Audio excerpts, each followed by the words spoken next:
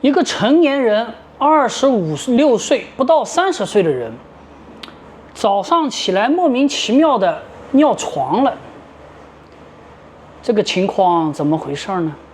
点赞、关注加收藏，我是呼吸机匠人岳哥。这种用户啊，我们在5、6年前曾经碰到过一个，那个用户是30多岁，人是胖了一点。然后跟我当面交流的时候啊，他有点难以启齿。我后来就跟他说：“我说兄弟啊，你讲吧，没关系，啊，关起门来咱们都是男人嘛。”然后他就跟我讲，他说莫名其妙给小便了，尿炕了，尿床了。然后他当时做了睡眠监测，也是个重度。后来呼吸机他买了以后用的还行，啊，这个情况是有好转的。这种呢叫做遗尿，就是说你正常人啊，你莫名其妙早上你就给小便了。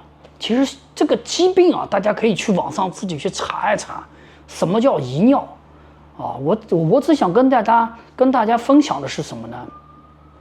这个睡眠呼吸暂停啊，它看上去是打呼噜，本质上是身体缺氧。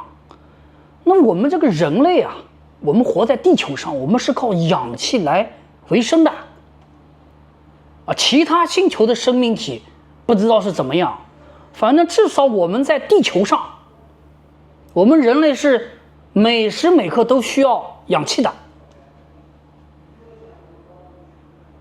这个氧气对人体实在太重要了。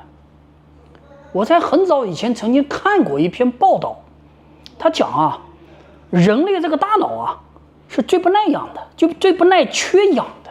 也就是说，大脑一旦缺氧，完蛋，这个影响就很重了。啊，其实身体上的任何器官啊，都还是不太耐缺氧的。啊，就是说这个地方，我认为大家对这个睡眠呼吸暂停一定要引起一个重视，特别是已经有症状了，比如说已经白天犯困了，打呼噜打得很响了，老婆都听到自己憋气了。